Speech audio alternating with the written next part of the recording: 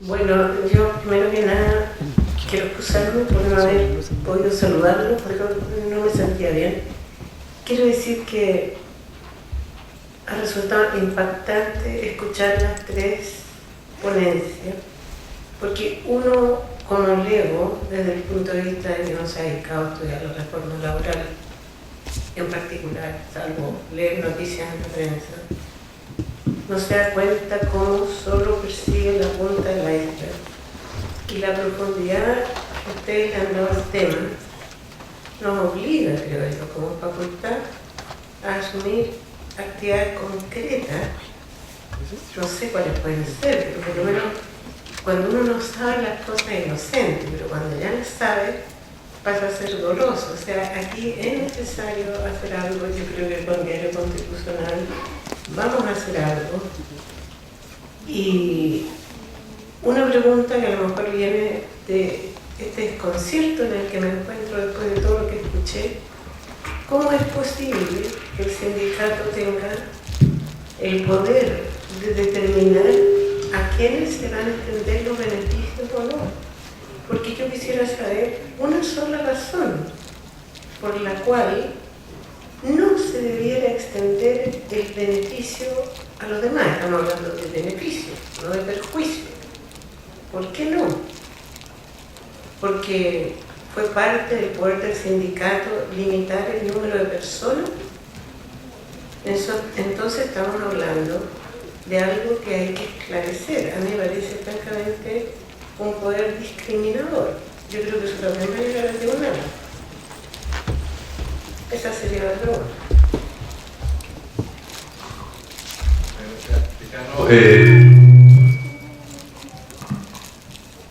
Vamos a recibir un par de preguntas más. Si hay alguien interesado. Yo también tengo varias preguntas. Sí, allá tenemos alguna pregunta. Hola, buenas tardes. Mi nombre es Walter Rexius y quisiera hacer una pregunta a los expositores. Mucho se habló de la huelga y yo, obviamente, esta reforma va en sentido siempre mirando al ámbito del sector privado. Pero aquí también se habló de las altas tasas de huelga, que es obviamente abiertamente inconstitucional para el sector público. ¿No creen que también, quería saber su opinión personal de cada uno de los expositores, respecto de que si el gobierno ya es hora de hacerse cargo de ese sector, de ese factor de la huelga en el sector público, o si consideran que debería seguir siendo inconstitucional, o debería seguir manteniéndose ese precepto, ese artículo, en el artículo 19, o debiera cambiarse o abrirse ya hacia una definitivamente reconocimiento de huelga hacia el sector público?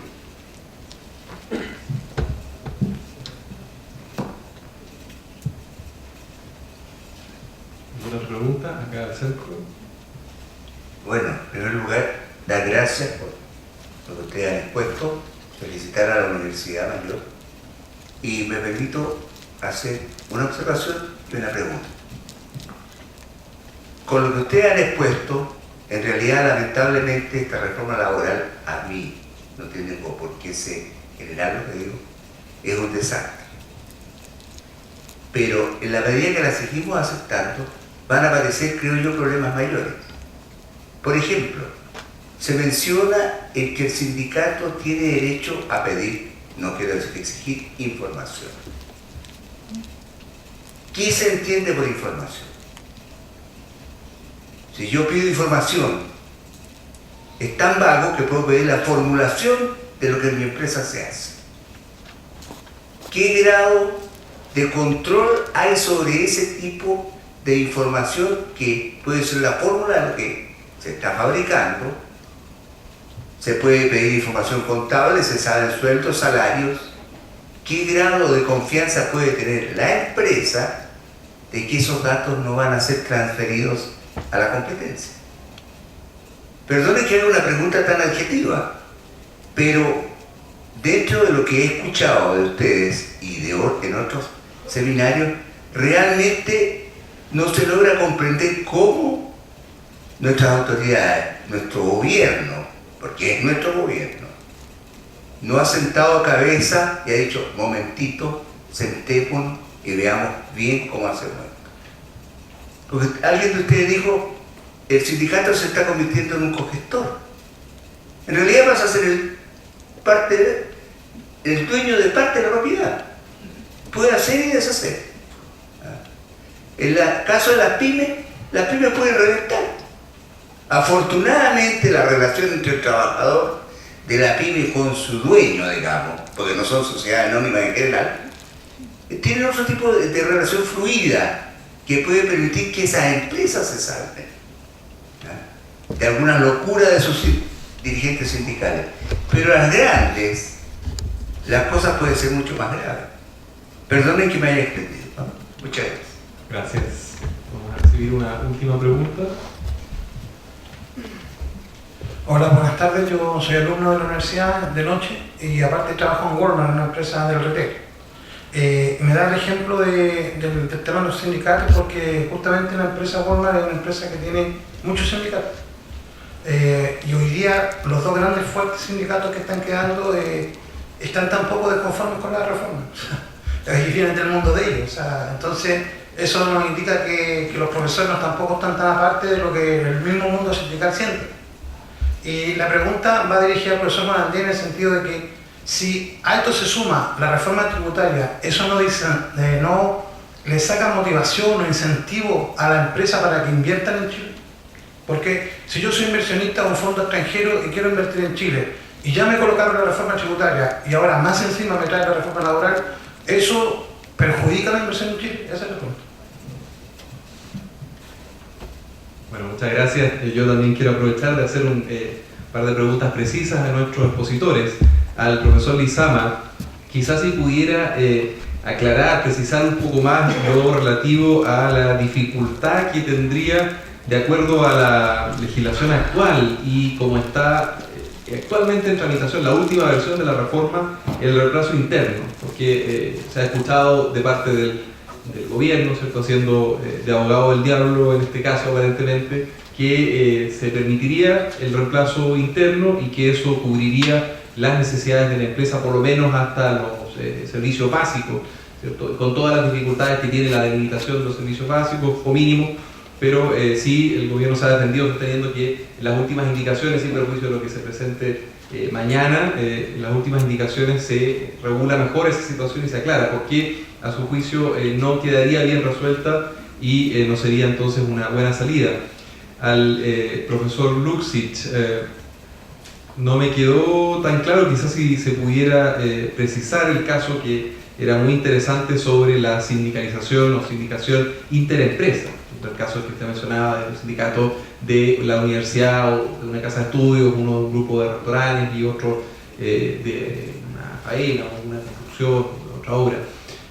Pero el problema estaría quizá más que con la existencia de los sindicatos interempresas, con la posibilidad de negociar colectivamente interempresas y aparentemente, nuevamente asumiendo un rol de contrapunto en esta conversación, de acuerdo a lo que ha esbozado el gobierno, esa posibilidad está sujeta al acuerdo del empleador, ¿cierto? La negociación interempresa estaría sujeta al acuerdo del empleador y no sería forzosa, por lo tanto, no obstante la existencia de sindicatos, aparentemente esa es la defensa, y por eso me gustaría ver si es posible precisar. ¿Se podría entonces forzar la negociación interempresa no obstante el desacuerdo del empleador?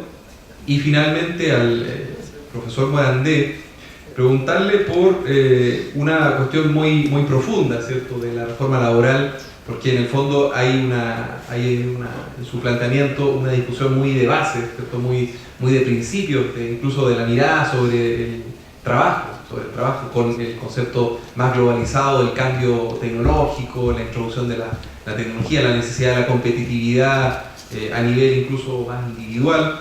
Hay una encuesta que justamente era una de las que mencionaba el profesor Lizama, del año 2011, en donde se les pregunta a los empleadores sobre la facilidad para tener buenas relaciones laborales al interior de la empresa. Y en el caso de los empleadores que respondieron a esta encuesta y que tenían un sindicato en su empresa, el 70% declaró que la existencia del sindicato facilita las relaciones laborales. Y en cambio, en las empresas en donde no existía un sindicato, el 40% sostuvo que los sindicatos facilitan. O sea, parece que hay ahí algo también de cultura. Quizás nos hemos acostumbrado, hago el contrapunto, ¿cierto?, para provocar algún tipo de discusión, a tener una sociedad bastante más atomizada, bastante más individualizada, y entonces la introducción de una figura colectiva más fuerte sería un poco contraria a esa línea. Pero en cambio, si pudiéramos cambiar el eje, y aparentemente ese es parte del objetivo de la reforma, eso podría generar a su vez una nueva cultura más colectiva, más colectiva en ese sentido. ¿Qué reflexión podría habilitar este planteamiento? Bueno, sin más, y para ir cerrando este coloquio, vamos a darles la palabra a nuestros expositores para que puedan hacerse cargo de las preguntas y hacer algunas reflexiones finales en el mismo orden de su presentación. Profesor Lizama.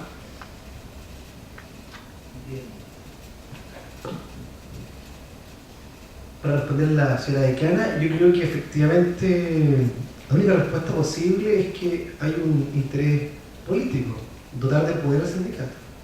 No hay otra razón. Porque indudablemente la solución más razonable sería la de establecer una regla neutral, vale decir que en el proyecto de beneficios pactados colectivamente y a la vez el sindicato, si afila un trabajador, también goce de lo que está pactado colectivamente. Ambos están autorizados por ley, o al revés, no tiene ninguno autorizado por ley y se requiere un acuerdo previo y expreso pactado colectivamente. Lo que ha hecho el gobierno es evidentemente que favorecer la circunstancia que para el trabajador que no está en el sindicato no sea neutral, no ser parte del sindicato. O sea, en definitiva, forzarlo a estar sindicalizado o sindicado.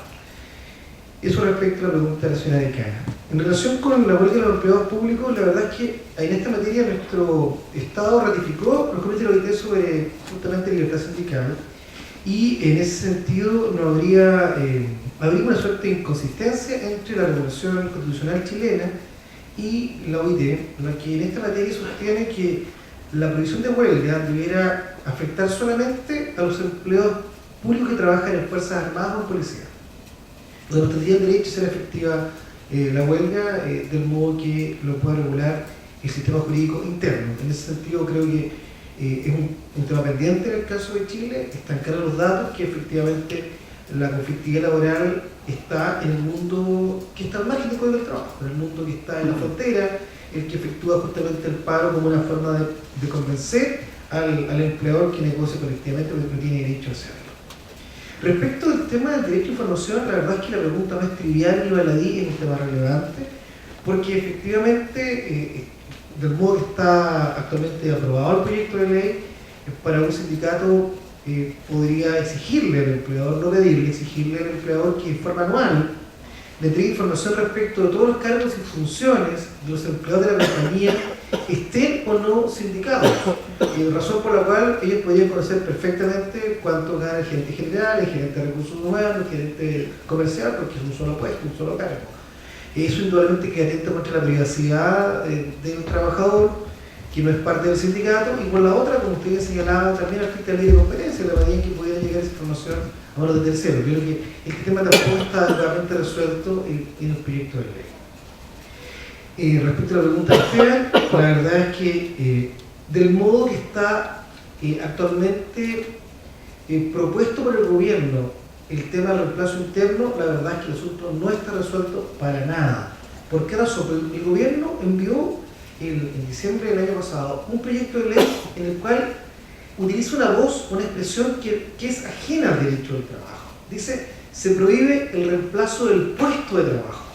La pregunta es, ¿qué es el puesto de trabajo? Es la función del trabajador, es su jornada laboral, es su sitio recinto. Del punto de vista de un juez laboral, él va a decir que es todo eso. Y en consecuencia, ese puesto del trabajador que esté en huelga no puede ser utilizado por nadie.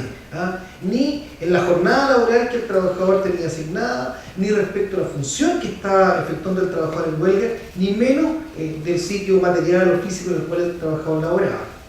El proyecto, la indicación que envió el gobierno a mediados de septiembre tampoco resuelve para nada el asunto. Sigue la nebulosa de que la libertad de trabajo del que está en huelga está reconocida, pero dice, para hacer la función convenida en su contrato de trabajo. Vale decir, no es posible que ese trabajador pueda hacer una función distinta de la convenida.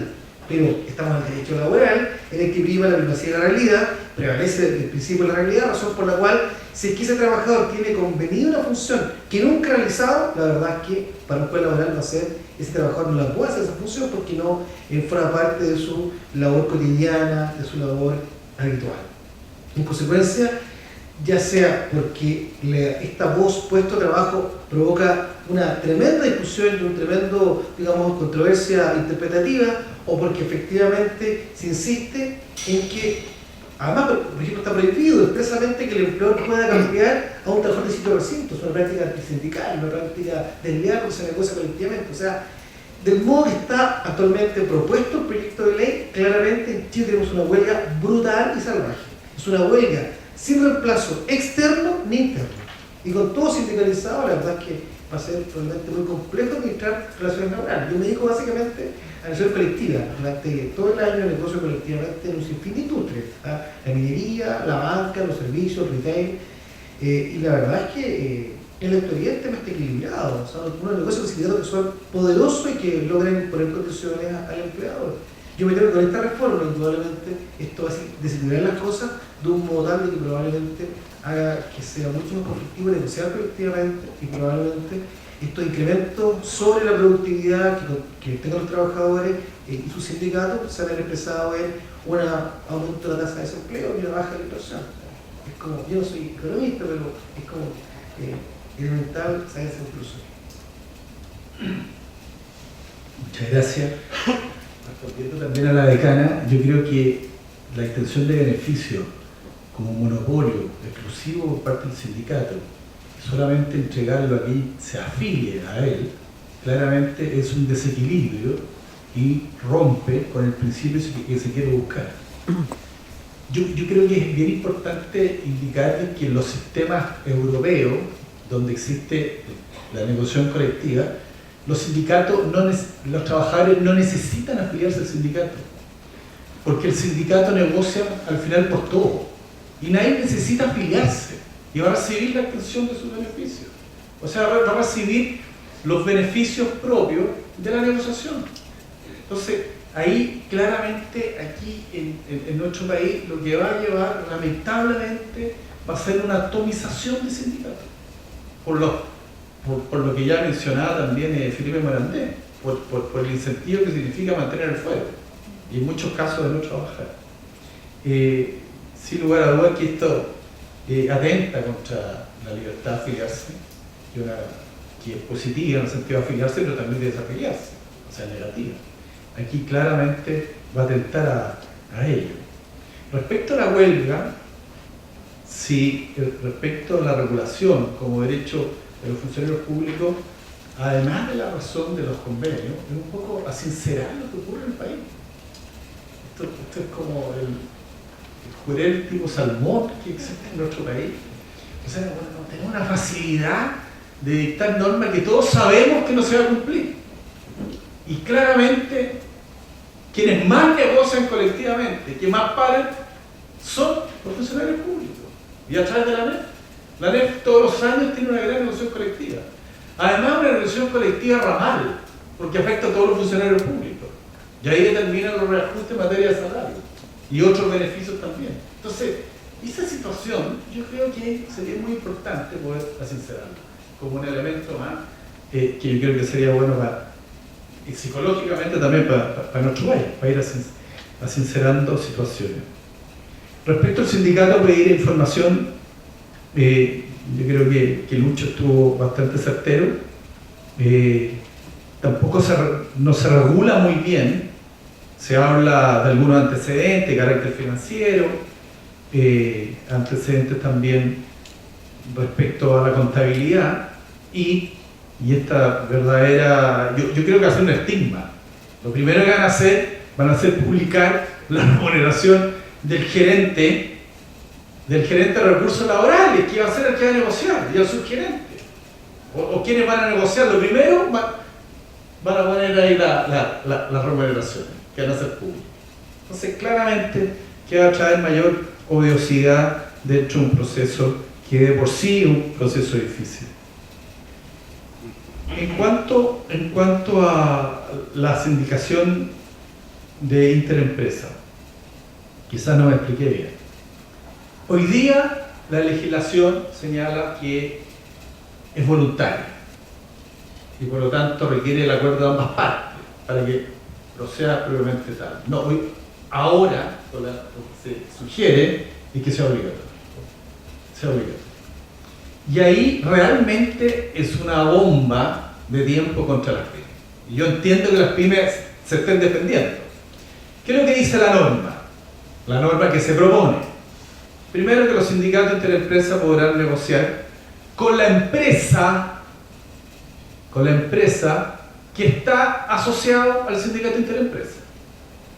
Por lo tanto, va a ser el sindicato interempresa el que va a negociar.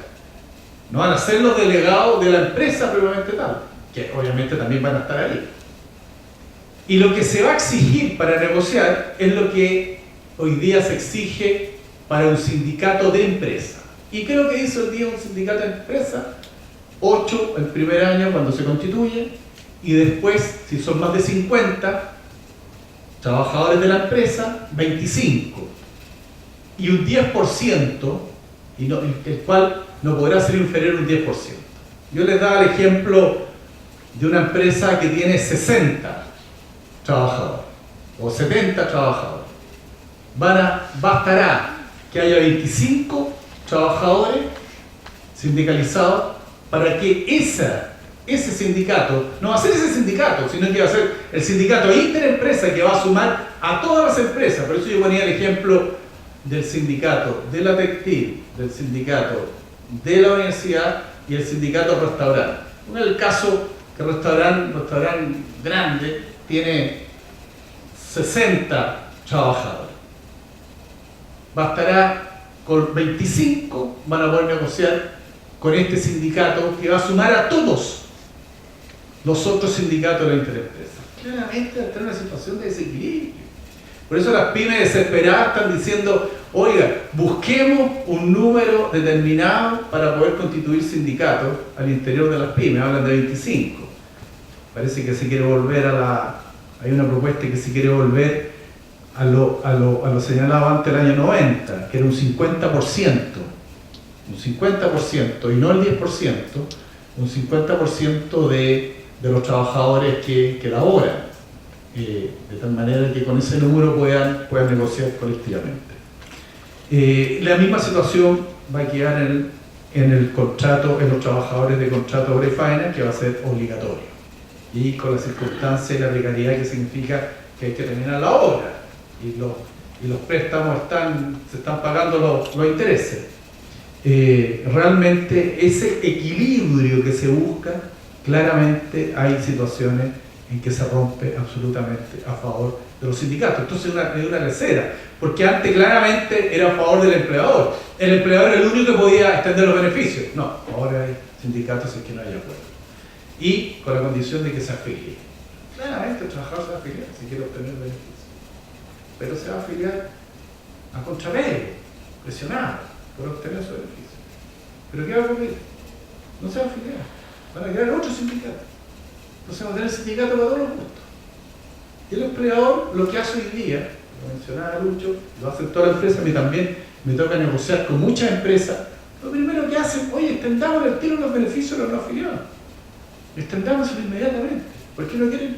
Pues es lógico, se lo extendemos a todos. Y así ocurre con todas las empresas para no tener problemas internos y para que todos trabajen felices, en definitiva. O infelices, pero que sea por todos. Brevemente, porque soy el último. En primer lugar, respecto de la pregunta sobre cómo llega esta reforma a las otras, respecto del clima, casi está implícita la respuesta en la pregunta. La desaceleración económica que ha devenido después en estancamiento tiene su origen en una caída de la inversión privada, y esa caída de la inversión privada que ocurrió en el tercer trimestre del 2013 y que no ha parado hasta hoy está muy vinculada, por cierto, a la minería del cobre por la perspectiva de un precio menor, pero también por lo que ha sido el programa de gobierno de la nueva mayoría, que claramente tiene un tono que no es precisamente amistoso con el sector privado. Y se ha generado un clima de negocios que no es bueno para la inversión, y por tanto ahí la tenemos todavía muy deprimida.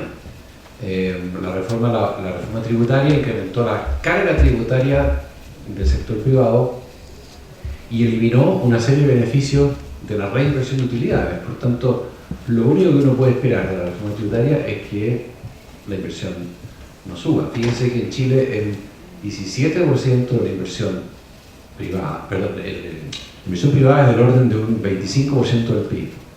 Y de ese 25%, aproximadamente 17 o 18 es inversión que hacen que no continúe con el mismo ritmo de traída. La reforma laboral agrega a este mal clima de negocio, porque, como ya señalé en la exposición, encarece el trabajo, desanima la inversión en cuanto a que no se puede seguir produciendo de la misma forma por un tiempo, y luego anima, sin embargo, la sustitución de trabajo por capital. Entonces, tenemos al final un PIB que crece menos, una menor generación de empleo y salario muy bajo, que lo contrario de lo que se pretende. Y además, una inversión que también se ve afectada por lo mismo en términos negativos. Agrégale lo que puede venir en materia constitucional. Aquí hay varios expertos, que de nuevo uno de los puntos más sensibles es qué va a pasar con el derecho a propiedad y con la forma en que se expliciten en esa constitución los derechos sociales. Uno tiene la impresión de leer el programa de gobierno que cualquier proyecto de reforma o de cambio de la constitución va a estar lleno de derechos sociales, que tampoco se van a poder cumplir muchos de ellos, como señalaban aquí Sarko y el profesor. Muchas de estas cosas se hacen para que no se cumplan, y lo hemos visto en otros países donde se incorporan derechos sociales, así como la lista de viejo pascuero, que terminan, aunque estén garantizados en el papel por el Estado, no pueden ser verdaderamente cumplidos. Pero en todo caso, igual no es una contribución precisamente a un clima de negocios favorable a la inversión privada. Entonces, yo veo que el gobierno intenta, por otro lado, hacer algo. Por ejemplo, habla mucho de renovar las concesiones. Y algo que se está haciendo en materia vial.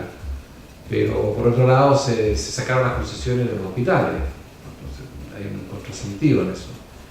Se intenta también fomentar la inversión en la innovación, en el emprendimiento. Hay un programa, se aumentó fuertemente el presupuesto del Ministerio de Economía para financiamiento de proyectos de innovación y emprendimiento. Ojalá resulte. Mi experiencia de campo en esta materia es que hay mucha plata en estos proyectos ya que se termina malgastando porque no se hace bien la evaluación de los proyectos, terminan entregando la plata a un pequeño empresario que después no le sigue la pista y por tanto lo abandonan a su suerte. Ese pequeño empresario no sabe mucho qué hacer con la máquina que compró y termina no contribuyendo necesariamente a la actividad.